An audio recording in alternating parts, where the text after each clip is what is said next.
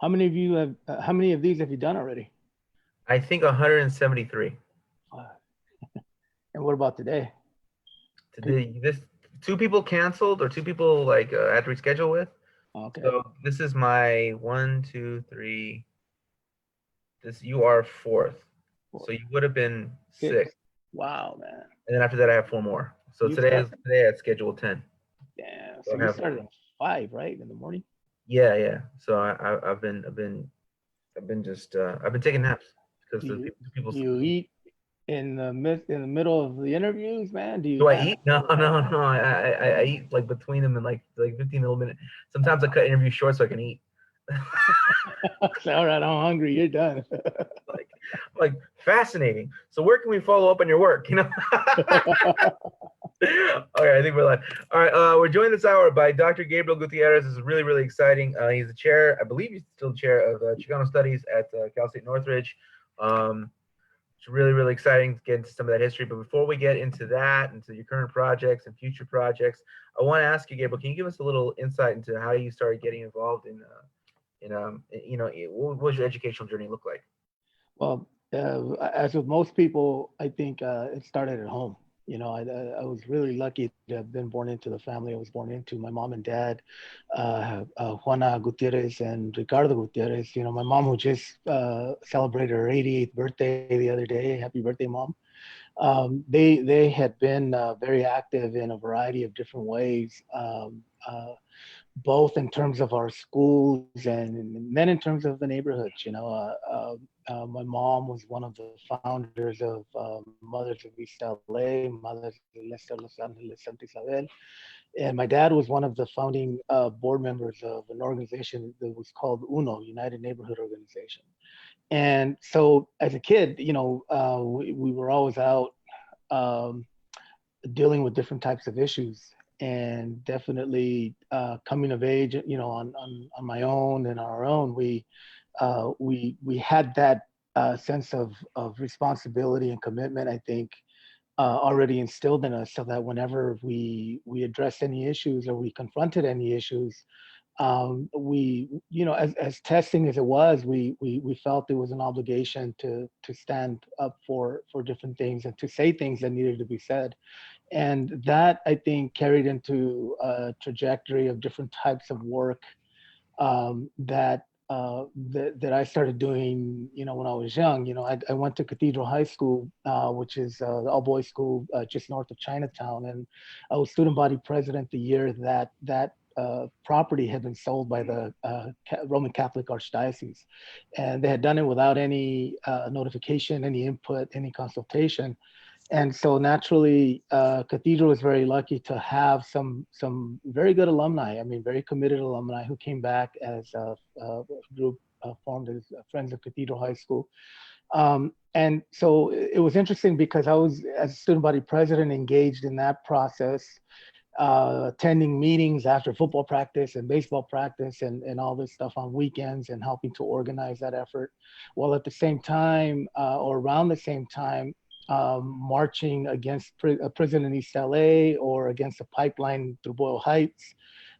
So that type of, I think, education far exceeded what I got in the books, really, to be honest with you, and what I got in lecture. And I had an email exchange with Rudy Acuna, my friend and mentor and colleague at Cal State Northridge, not too long ago, and we were talking about my experience after that at UC Santa Barbara, so he always kids around. He says, "Oh, you and so, you think the same? It must have been the sea breeze and coastal sea breeze in Santa Barbara, right?" And I'm like, no, I think a lot of it was that up there anyway. Much of it was self-taught, in terms of critical thinking, in terms of carrying on things. It became stuff that you, as much as you appreciate your mentors and the people that are guiding you along the way, you have to start finding your own way, and so interestingly, from high school I went then to UC Santa Barbara, and I did relatively well my first and second quarters. My third quarter came to the realization that education wasn't about me. So I was taking Western Civ and U.S. history courses, and I was thinking, these fools have nothing in common with me. They have nothing to do really with me. So I became disinvested, and I stopped attending class. I stopped doing my reading, and came to the process then of receiving a letter, being subject to disqualification. Basically, I had been kicked out because I had dipped below a 1.5 in my quarter GPA. I appealed to get back in. I got back in, and I had an epiphany. I was lucky to have had a TA who was a graduate student in history by the name of Jeff Garcilaso, and I enrolled in a Chicano Studies class that he was TAing, and he's the one that really pulled me aside, and he said, you know what? He says, you have some good ideas. You just need how to learn how to articulate them, and how to substantiate them. And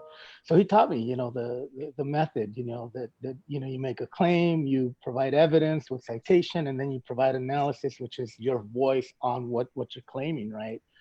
And that became really important. From there, I started getting A's here and there, and the transformation grew. And I even went back and took the courses that I failed, and I got A's in those.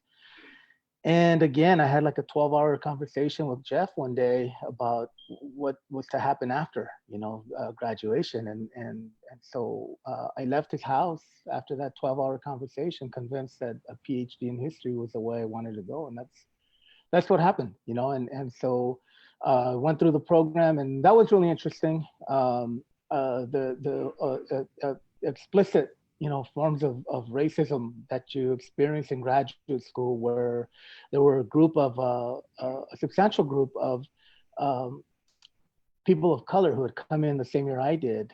And in large part, to the credit of Dr. Zaragoza Vargas, who was on the admissions committee that year. And so all the other folks were alarmed, and so they actually called for what they called a cattle call.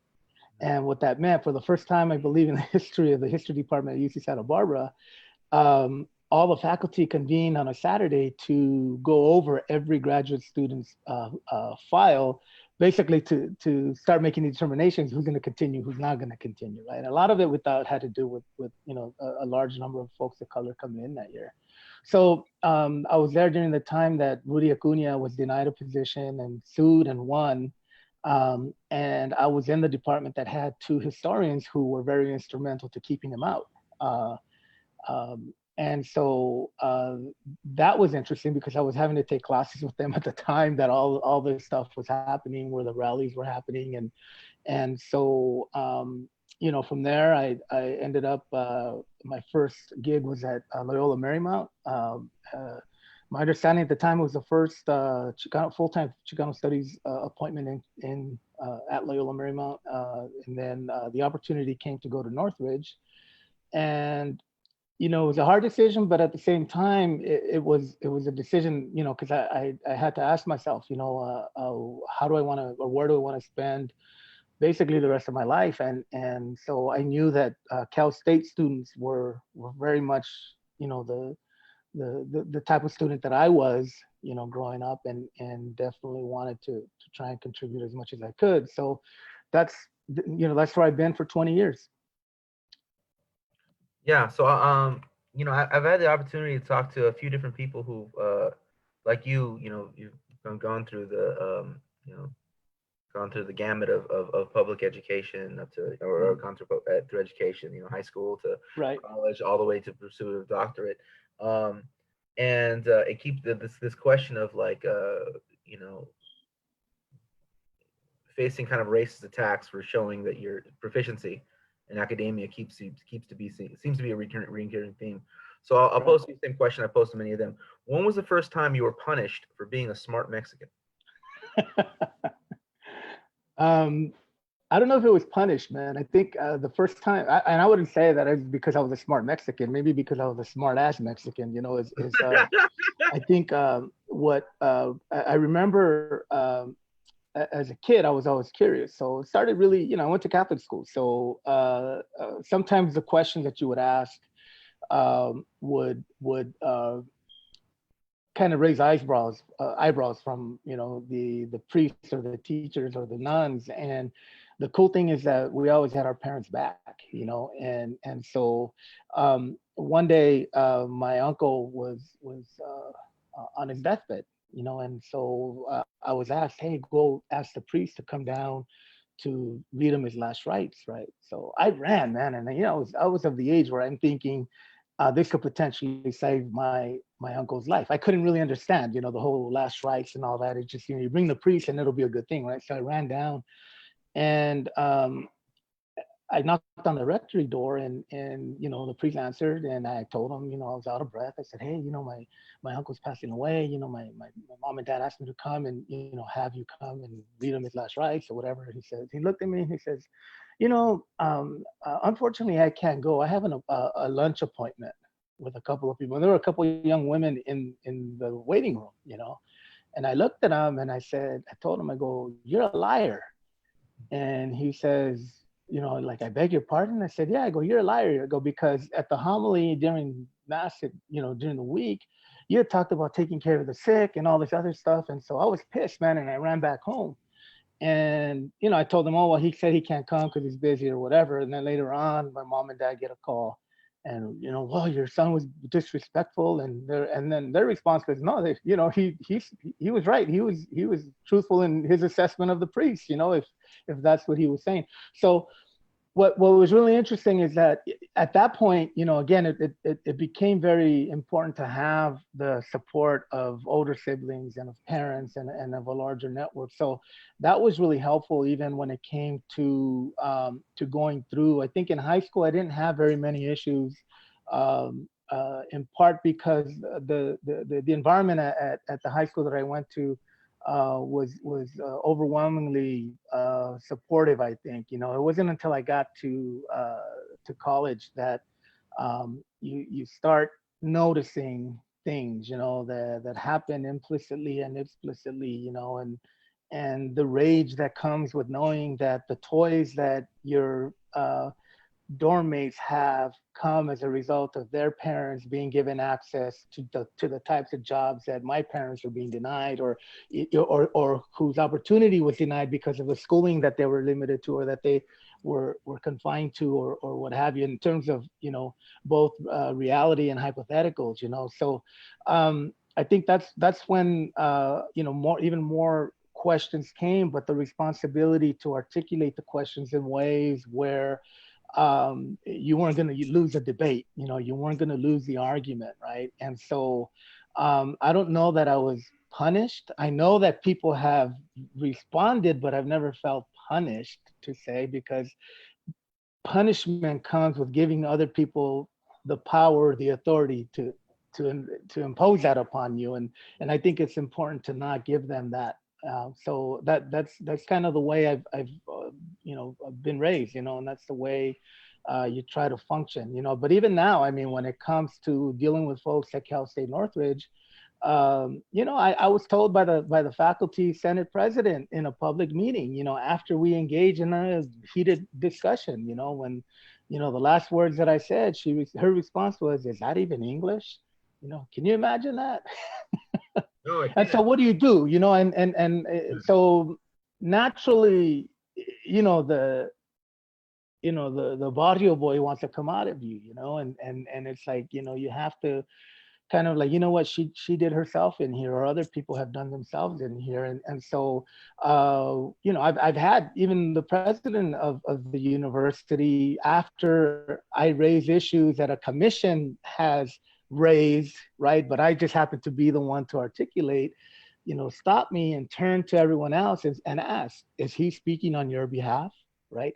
So those type of things that I think intentionally are intended to minimize, if not to dismiss, the things that you're articulating, even though you're not articulating them on your own behalf all the time, but you're articulating them on the behalf of other folks who might not want to voice it, or who have voiced it in confidence, or what have you. That's kind of, and you understand that's part of the process, but you try not to victimize yourself to the point of giving power or allowing people to have the power to think that they have that over you. Yeah. No, that's definitely. I mean, there's definitely an unequal. There's definitely not unequal, but there's definitely a difference in the way we're treated. So I guess that's always what I was alluding to. But it's so fascinating to hear your story, because in the time I've known you, I've always known you as somebody that was, well established and you know a very big part of CSUN, and and that's how I've known you, right? But to hear your story of kind of discovering Chicano studies and having that kind of, I don't know, it's almost like it reminds me of Saved by the Bell with AC Slater, like I'm a Chicano, like Oh man, don't go there. I was messing with you. No, no, you definitely grew up in the movement. I'm joking, but no, can you talk about a little bit about how like, well, what a turn that was though, going into discovering like Chicano studies, ethnic studies, what turn that was in terms of your official education, the Right. official what doors and avenues that kind of opened up for you. Yeah. So I was really lucky actually to have my older siblings have gone through classes already and have gone through curriculum and come back and tell me, you don't know what it's like, and wait till you get to college, and that type of stuff, right? And really begin to open my eyes to things, because the reality, all you see is in the media, and when you think racial tensions or racial relationships, you see what's in the media, and it tends to be black and white, and so you don't see a lot of, and you don't really comprehend a lot of the sort of different nuances in terms of even internalized forms of racism, or how those are projected and whatnot. So definitely, I think in terms of coming to Chicano studies, I had that as a background, right? But then, so I already knew that binaries didn't really exist, Yeah. right? But on the other hand, when you get to school, other people that are older than you that you know actually recommend that you not go take Chicano studies, or that you not go hang out at the Centro at UC Santa Barbara, because that's where all the radicals hang out. And so it makes you a little suspicious, like, okay, well, what's up with this, right? And not until you engage in the work and you gravitate to people who are like-minded, do you come to realize really how important that is. I mean, a couple of weeks ago we had a Zoom meeting with no, actually more, about 9 people who lived in a one-bedroom apartment one year at UC Santa Barbara. And check this out, guess how long that Zoom meeting lasted? Oh, 6 hours. 6 hours, man. These are people that hadn't seen each other in 25, 30 years, right? yeah, And so in some, or had not interacted regularly, right? But as much as we were talking about how significant the time was and how much we learned from each other and what we contributed and took from it, um, the conversation actually turned into one of those long sessions that we would have almost every other night in that apartment, right? Was about social justice issues, was about self-reflection, was about checking our own privileges, was about, all these different things. And so we kind of went around and reflected on that. And so um, building that community, or having had access to that type of a community, I think was as instrumental as the subject matter, being introduced to, I Am Joaquin, for example, or being introduced to the different works of Gloria and Saldua, even though that came later for me as a graduate student. I think, those all helped us to envision the lived realities that many of us were engaging in, right? And so what happened, I actually double majored. I double majored in Chicano studies and in political science. And then I got the MA and the PhD in history. So it was, one of the great opportunities you have as a student at UC Santa Barbara is the Colección Tloque Nahuaque. And it's the Chicano Studies library, basically, and on the second floor, which I think now has been turned into like the multicultural library or something. But definitely, you'd find yourself going in reading stuff that wasn't on your syllabus because it was interesting to you. you can go into the different sections, right? And then you can hang out and have these conversations, what was really interesting is that it was almost strictly academic work though, right? And the community-based work came through my involvement in El Congreso, which was the equivalent of Mecha there at UC Santa Barbara, where you had 13 subcommittees all devoted to different types of scholarship, research, and activist, interests. And so we had groups like La Escuelita, La Voz, and Los Ingenieros, and Los Curanderos, and different organizations like that. So the ones that I took part in were engaged in doing a lot of groundwork. We were doing, for example, immigration paperwork processing. Someone that actually, Mateo Latosa, who was really instrumental in organizing that, where we were literally processing thousands of people from the Tri-County area free of charge, right? And so engaging in tutoring and engaging in a variety of different things, which was really interesting because it was kind of a two-tiered approach. There might have been one or two professors that actually incorporated that type of involvement into their curriculum, into their classes, but for the most part, it was almost non-existent. And so, I'm lucky right now to have colleagues that are actually making that very central to the type of work that they're doing. And so it was really interesting because part of the reflection was that we're getting the book stuff from here, but we also understand that there's a social responsibility that comes with it. And where do we get that from, or how do we envision and then tangibilize that, right? And so you couldn't have one without the other. You couldn't really engage in Chicano studies without also engaging in stuff that's happening, in the streets, or in terms of issues, or in terms of things that the folks that you are leaving from your neighborhoods are engaging in day to day, right? And so that sense of responsibility, I think, has been at the center most, significance of the type of work that I think Chicano and Chicana studies should be engaging in. Yeah.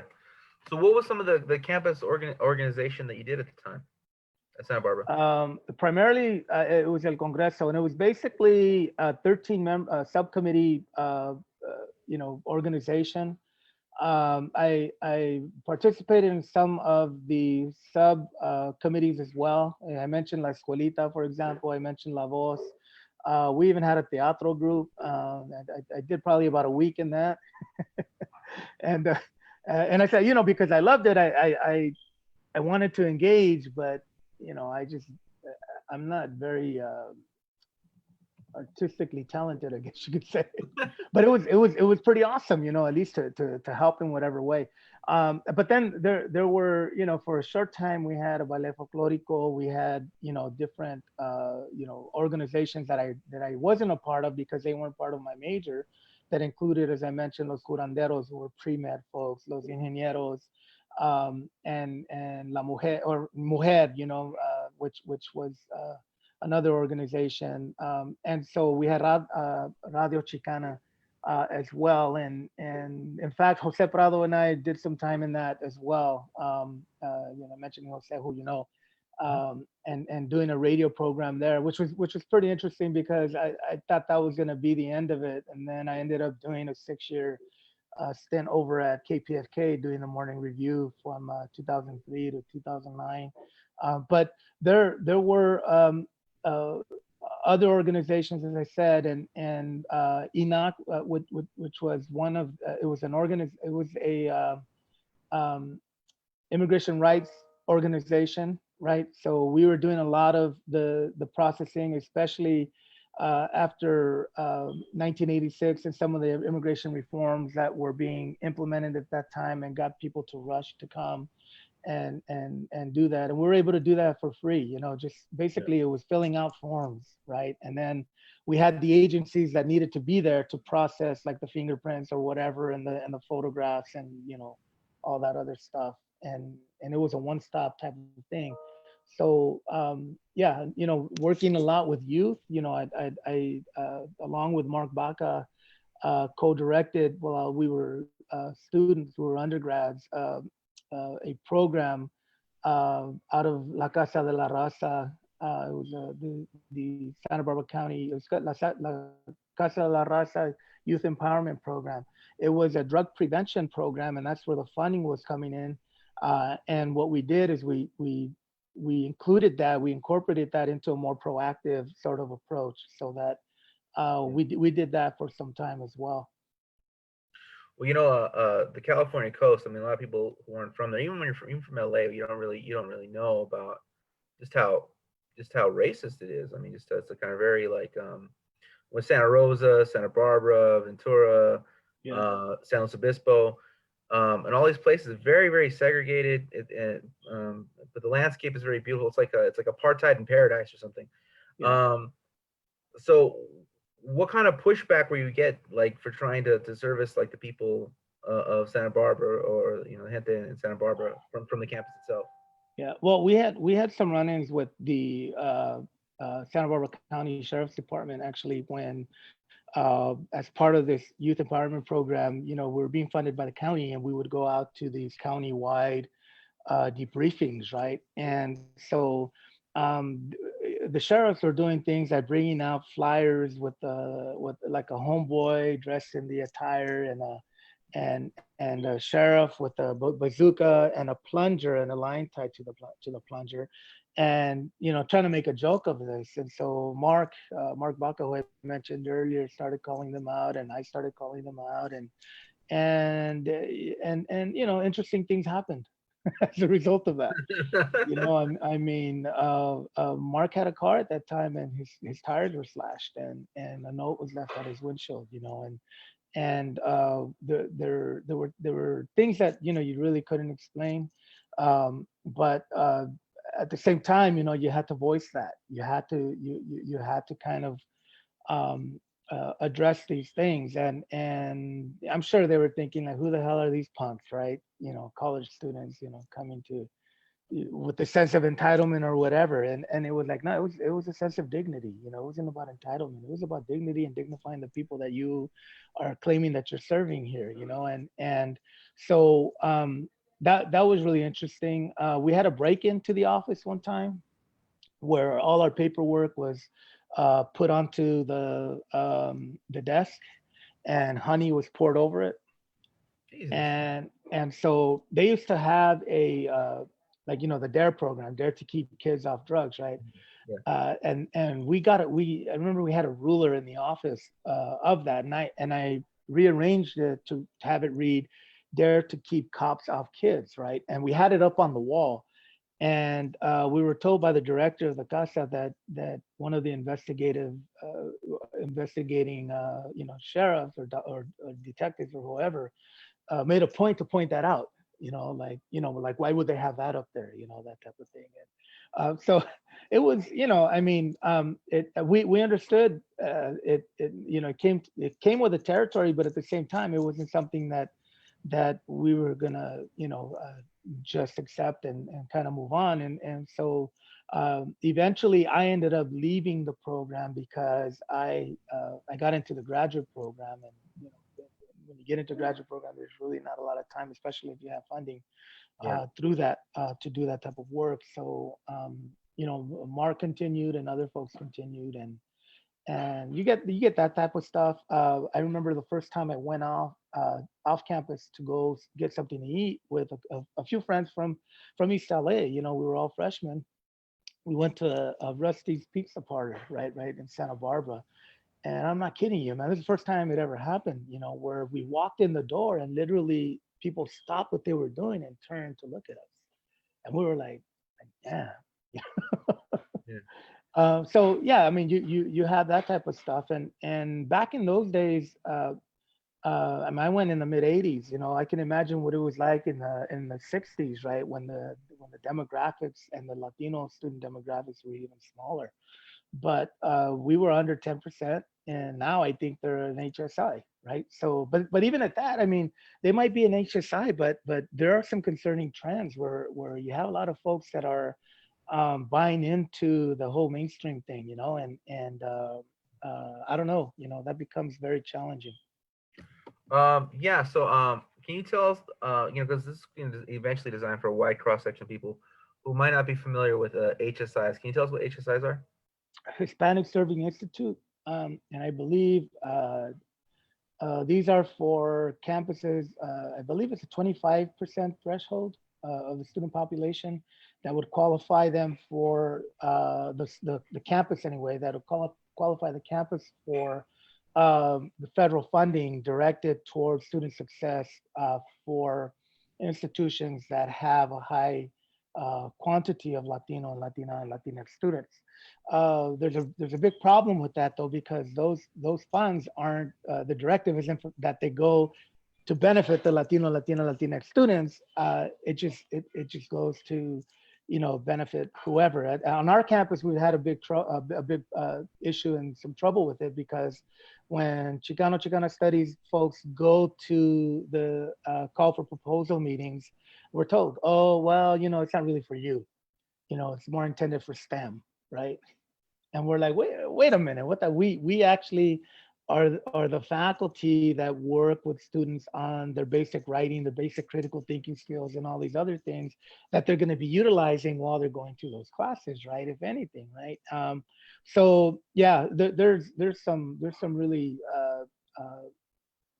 interesting ways in which these things get carried out. Yeah. But isn't it funded by like the Defense Department and like isn't there the money of the Defense Department and like the USDA? Um, I'm not sure if it comes from different agencies or if it comes directly from some central or general fund, to be honest with you. I wouldn't know to tell you. Yeah. Well, I mean, no, but this is the thing that's constantly come up when talking about HSI is the fact that it can just go to fund the gym, or or like Yeah. it could go to fund a gym. It could go to like fix Oh, potholes. It could just well, what we're told is that it's for the overall well-being of the institution, and it just so happens that the criteria is that 25% of I hope I'm getting it right, 25%, but yeah, 25% of the student body is Latinx, yeah. Latino. All right. So can you all right, this has been really informative. Can you tell us a little bit about affirmative action of the first kind, social and legal constructions of whiteness and white male privilege in 19th century California? Man, yeah. Well, that's something I wrote. And let me see, how long ago was that? I think that was about 20 years ago, maybe. Yeah, I might have written that about 20 years ago, and what it was, it, uh, it was kind of a historical reflection on the affirmative action debate in the late 90s, and the claims of reverse discrimination, reverse racism, and all this other stuff. And it really got me to think, like, wait a minute, you fools have had a system that was built for you, and if you can't make it in the system that's built for you, then that's on you, man. That's not on anybody else, right? And so I went into looking at doing social and legal constructs of the nation state, or at least of the state of California, right? And I went into Spanish, Mexican, and Euro American context. And I started to look at how social constructs of race and racism affected legal constructs or policy comparatively, right? And so generally what we find is that in the Spanish Mexican period in California, or Alta California, as it was known then, there was kind of an inclusive repressive form of policy, right? Where the the understanding was to try and incorporate people who were on the margins, but at lower levels, and then to secure that they would not really, be able to crash that glass ceiling. Now, there were some exceptions where there was some, wealth accumulation and power even among some people who may have been indigenous, some people may have been, Afro Latino, Afro Mexican, right? And so that kind of existed, right? So during the early part of the U.S. period, after the U.S. conquest, um, you had legislation that was created out of these social constructs that explicitly excluded people altogether from different opportunities when it didn't call for their extermination, right? So, and it's kind of interesting. I mean, you look at the administration today, and we're seeing a repeat of that. You know, I mean, we're seeing really, in many ways, when you're looking at the folks who are being impacted most by COVID-19, right? The approach has been let it do its course, right? And so you know, of course, I'm talking about how people of color, you know, are among folks that are more likely to have these underlying conditions that are impacted heavily by COVID, right? But nonetheless, you have this form of this form of eugenics based sort of approach, right? That the degree of blood, you know, the appearance in terms of race, the exclusion from voting, the segregation in housing, the exclusion or segregation in the employment sector, and all these other different types of things. And so when we're looking at all of these things put together, all the way through even to to the present day, you find that that an affirmative action of the first kind has happened for white folks, wherein the government has actually intervened on behalf of white folks to have opportunities at the expense of people of color not having the same opportunity, Yeah. right? Whether it's in home ownership and education, or you know, employment opportunities, or all these different types of things, right? I mean, if you look if you look at the so-called, you know, whatever they're calling it, the money giveaways that are related to COVID-19, you know, or the coronavirus. Look at who the funding's going to, right? People get their $1,200 checks, and it's like, okay, well, it's a lot more than what I probably have in the bank right now, or whatever it might be. But look at it in comparison to the millions and billions of dollars that these other folks are being set up. And then look at the fact that those folks who are being invested in, you know, are going to will that away to their kids, and their kids are not going to do a damn thing but be born into those families to be able to inherit that. The alternative is that you're going to have folks that are being born into poverty and political marginality, right, or marginalization. That will be their inheritance, right? And so we look at how institutionally in the state of California you had that being established. And I know I could go a lot more in terms of giving specific examples, you know, but you know, I mean, you have in the 1850s things like the land law, or things like the foreign miners tax, or you know, different types of civil practice codes that prohibited you know, people of color from testifying against a white man, you know, those type of things, where it was a lot more explicit. Nowadays it isn't as explicit, but there, you know, there are other forms, you know,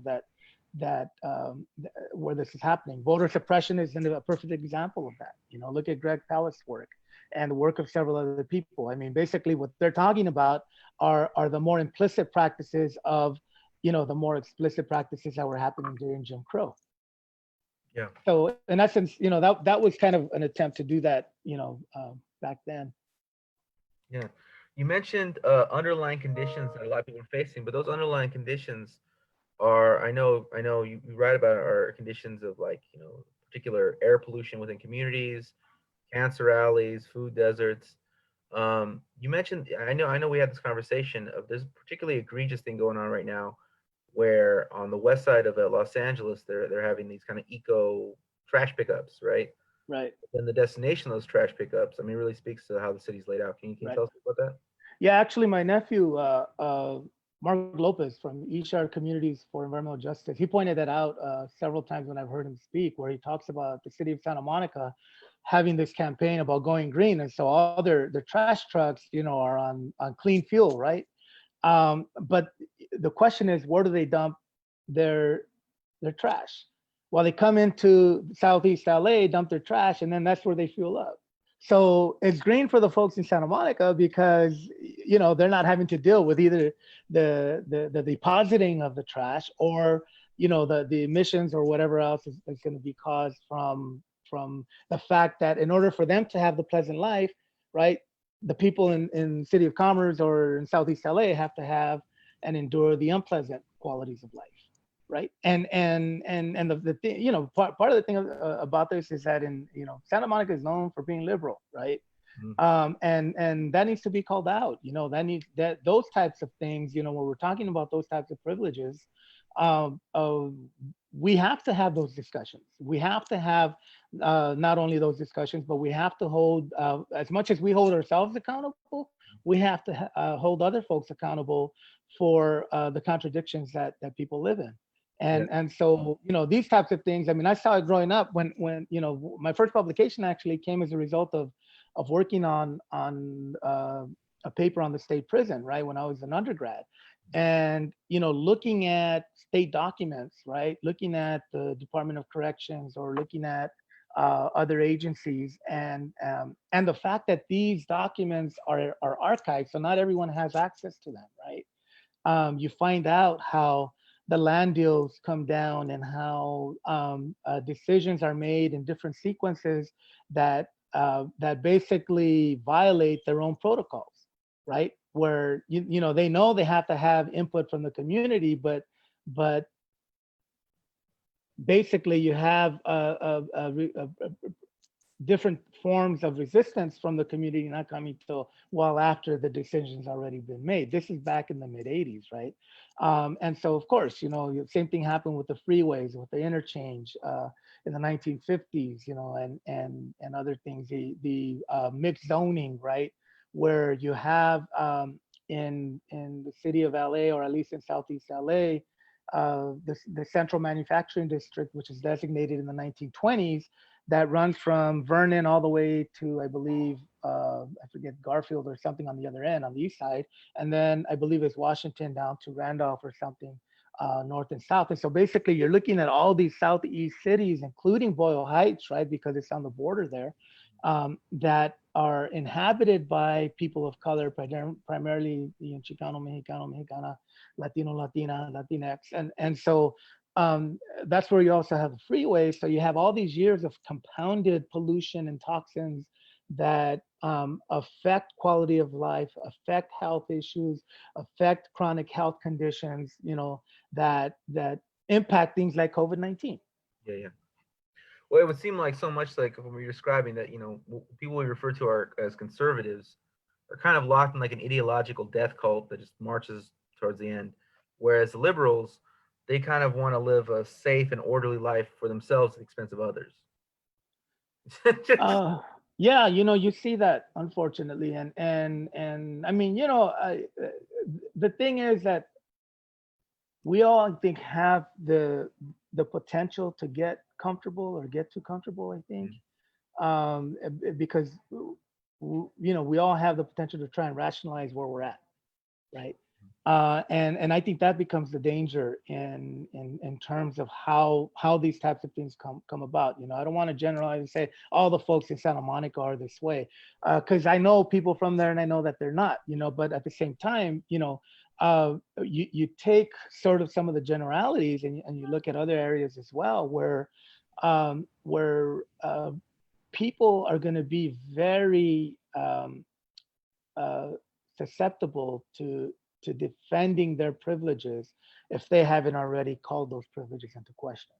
And that requires some type of, as I was saying earlier, some type of an epiphany. It requires a lot of self-examination and coming to the realization that I don't know everything there is to know. I am not everything there is to be, right? I'm still growing, I'm still transitioning, and there's still room for growth, right? And those types of conversations you have to have yourself with, I think, on a daily basis, and in some cases, people think that they've arrived, and by arriving, they think that they've reached some type of conclusion. And when you've reached some type of conclusion, it means that you're no longer open to learning more, to growing more, right? So I think at the very basis of a lot of these conversations are those type of conversations that we need to engage in and we need to have in order to make sure that, even like, for example, when I work with students, those are some of the underlying things that we talk about, is that we're all going through transitions. You're going from working class to middle class, whether it's going to be material middle class or ideological, or just the fact that you're going to have access to health, benefits when you get a job after you graduate from here, even if the income isn't at that level, right? There are going to be different types of transformations that we all make, but it's really important to always be self-examining and really engage, with others, and making sure that we don't settle, that we don't rationalize. What do you have against Mickey Mouse? Now you're taking me back. Um, okay, so here's the thing, right? So my dissertation was originally my dissertation was going to be on contemporary history in LA, Mhm. right? Because of the stuff of the type of work that my parents were engaged in.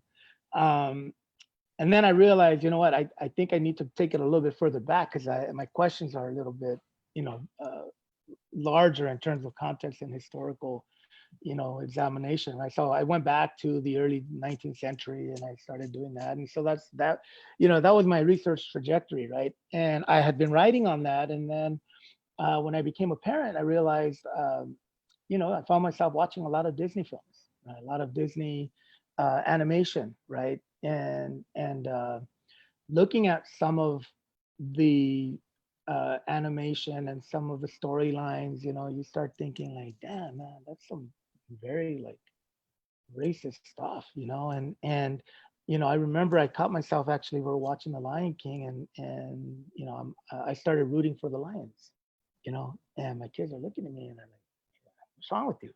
Those are the bad guys." I said, "No." I go, "What's wrong with them wanting to have the same things that?"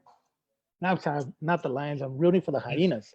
The Yeah. hyenas, and I said, "Well, what's wrong with the hyenas wanting to have the Preach. same thing that the lions, Yeah. are doing?" And so what happened is that led to wanting to critically examine the film The Lion King, and then I started doing that. Basically, the conclusion I drew from that was that it was a civics lesson to kids: learn your place, right? Because when you look at the hyenas, the kalo, the different forms of English and what have you, the behaviors and all that. I mean, basically, it's a reflection of black and brown kids, right? And or culture, and so the idea is that if you basically, whether subconsciously or however, identify with that, and then you engage in the type of behavior that they engaged in, trying to assert yourself and try and make sure that you get yours, right? Look at what happens. The darkness, the famine, the drought, and all these terrible things, until the white savior comes, right? Simba, right? And so what I started doing then is I started looking at a longer history of Disney, and going all the way back, to the early 20th century, where Disney actually engaged in some of the foreign affairs into Latin America. They were producing these hygiene films. They were producing films for workers of American corporations in Latin America, that was kind of training them to become Americanized, or training them to be accepting of being in service to not only those corporations, but to the people that were going to come down as part of the tourist industry, right? And so you look at some of these early films, and you see what the roles are, right? They're the entertainers, they're the servers, they're all these different types of things, right? But at the same time, Disney himself had a function within some of the federal agencies that was intended to basically look at ways to politicize as well. You have God, what's his name? Uh, the name escapes me, but How to Read Donald Duck, for example, right? And you look at the uh, the meanings behind, right, the caricatures, and how different people are personified and what have you.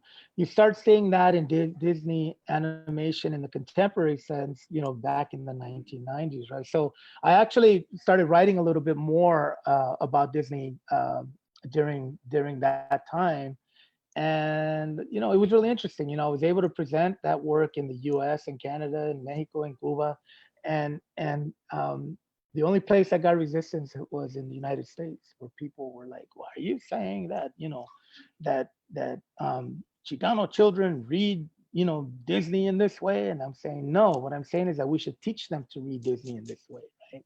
And so that was kind of a lively discussion. There was one time actually where there were some family members of Disney execs in the audience when I did one of the presentations, and that was a question actually that came up. Are you saying that I find it hard to believe that children would read it this way? And I said, no, no, no, that's not what I'm saying. What I'm saying is that we need to teach them to read it that way. And so I just wanted to make sure that that was clarified. But yeah. Yeah, and the thing is, it could have been Disney, it could have been Fox, it could have been any other of the media conglomerates, really, and so people usually ask me, "Are you saying we shouldn't look at Disney, or we shouldn't consume?" And my thing is, look, man, everything's out there. What I'm saying is that we need to begin to engage our kids in terms of critical consumption practices, right? And reading narratives at an early age, because there's no such thing as innocence. There's no such thing as a political, presence for children, because they have a politics. Ask them the difference between the color blue and pink, they'll tell you, right? Or whatever it might be, And so we need to become a little bit more engaged and not be passive in terms of just putting it on so that they could, pass the time, or it can give us the time to go do whatever we're going to do, right? We need to stay active, and not just in that, but damn man, in sports or in different, whatever it is that we're engaging in. Yeah. Speaking of which, what are you wearing here? What's going on? What's that? What are you wearing? The hat, the shirt? You seem Oh, what's going on? oh, oh! I don't know if you can see the shirt. The shirt is actually a 50th anniversary shirt for the Department of Chicano Studies. The hat is LAFC, man. And there's some really interesting stuff about that. I'm not really I wasn't really very big on sports. I wasn't following it. I stopped following football. Really, I would go to baseball every once in a while. It was a family thing, but uh, I was approached by my nephew actually about a group called Los Tigres del North End, uh, which is a supporter group for LAFC, and the Los is with an X, and so I went ahead and I got a couple season tickets and started hanging out, and man, it's actually been uh, it I think when it's all said and done, I can look back and point to my interaction with those folks in Los Tigres and North End as being a very defining moment in my life, because it gave me a sense of purpose, and it really actually allowed me to free myself up and just let myself go, man. And part of it is because of the social justice stance that they insist on taking as a supporter group.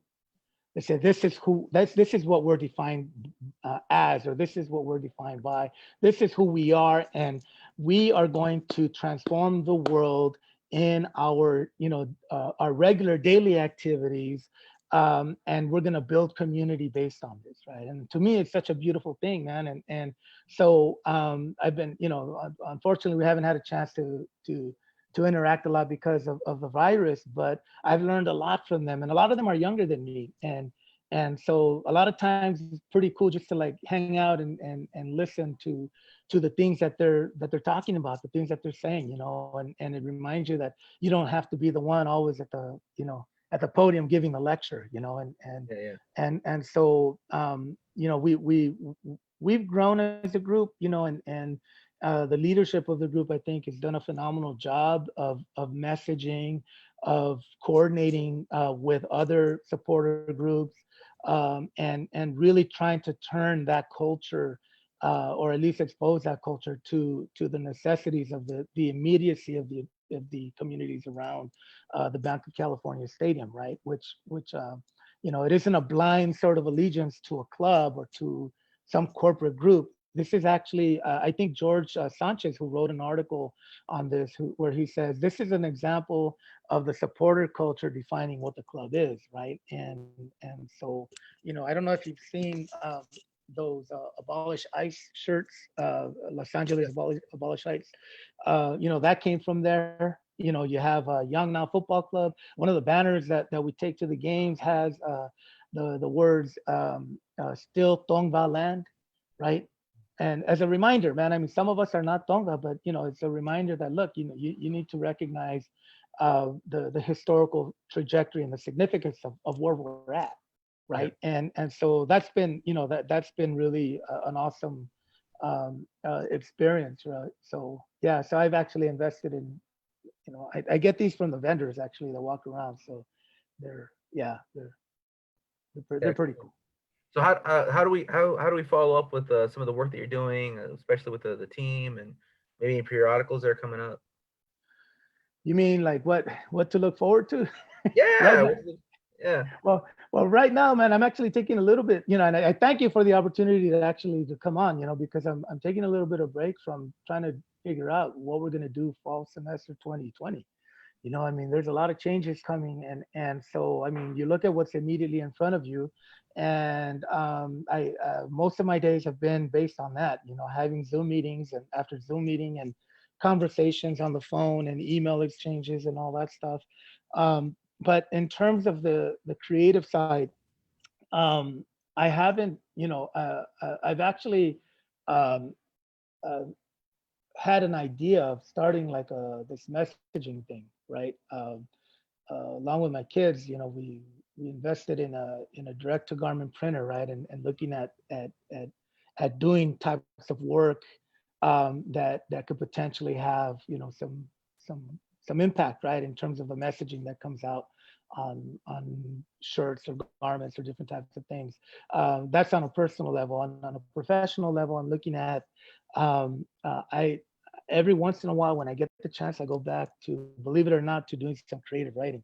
I had been doing creative writing back when I was an undergrad, and I've been keeping this running sort of narrative that I go back to every once in a while, and it's probably about 20 years old that I've just been building. It's been very episodic, and it's based on reflections and it's based on projections and dreams and all these different types of things. I find myself actually, I just had a very close person to me pass away a couple days ago, former teacher of mine, brother Rob Wallace.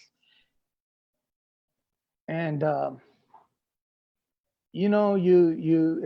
it causes you to think back and to be appreciative for the things that he brought, right? And it just so happened that he passed away on the same day that my compadre Jeff Garcilaso passed away 19 years ago. And I continue to think of Jeff. I continue to think of folks, and yeah, man, they're fuel, man, for um, a lot of creative work that I've kind of been working on. Research wise, there's a couple of other projects still that I'm have been working on. Some of them are based on the 19th century. Some of them are a little bit more contemporary, depending, on the topic or the theme. Um, but uh, but yeah, I think the idea is that whenever you have time or whenever you can create the time, you almost have to do it because in a way it's therapeutic in the situation that people like me might be in, right? Because we don't get a chance to be creative. In fact, the job of being a chair, of being in that position, is actually intended to kill your creativity, right? And not that it's intentional, but it just happens that way. And so I think that's why I appreciate my interactions with you and with other folks, is that and with folks like Luis Rodriguez as well. I mean, it gives you the opportunity um, to feel alive, and that's pretty cool. Yeah. So thank you for that. Yeah. Well, I appreciate you as well. So, I appreciate you spending this hour with me as well. So, so for those, we'll put the link to the support team, the team support down below, and anything else you want to as well. People can Oh, follow. great. Yeah. Thank you, man. Appreciate it. All All right. right. That's it. All right. Thanks. You also have a question in the comment, but it's like it's a weird What's that? professional question, so I don't know how to, you What? know. I don't know. I haven't. What is it? I'll tag you. I'll say it's someone who might know how to get a job, but I'm someone what? someone wants a job. I'll Oh, tag you. I'll to tag you. apply. You know what? Actually, we have a link in our website, the department website, Chicano Studies at Cal State Northridge. There's actually an entire process. The deadline already passed for this coming academic year, Mhm. but there are two deadlines: one in the fall, one in the spring or early winter, I think, for the spring. So what you want to make sure is that you follow the criteria, because that goes to a personnel committee that reviews the files, and that's how they review them. They'll go through the criteria that is being asked for. So, be very specific about, what's being asked for in there. Whether you know what, I hadn't even had a chance. Are there any other questions? I'd be happy to answer any. Let me see. Hey, I'm We got a seeing lot of some compliments. people. People have comments Ingrid, about. Gwyneth, Fabian. Hey, Yeah, yeah, Alejandro, yeah, Primo. yeah, Yeah, how yeah, you guys doing? Flody, hey, Flody's on. Cool. yeah, yeah. Yeah, Francisco, yeah. George, Veronica, hey, Robert, Roberto, hey, man. Lucila, yeah, not, you know what? I wish I had looked at this. Yeah, I hadn't, yeah. But yeah, thank you all for tuning. But yeah, if there are any questions, I don't know if you have time. I'm good. It's I up think to that you. I was. know. Go ahead. What do you say? No, I said I know you're pressed for time because you're doing like a million of these a Yeah, I day. got another So, one. I got another one like right now. So all right. I'll tag No you in the worries. questions so you can answer. All right, man. Thank you. Appreciate it. I appreciate it.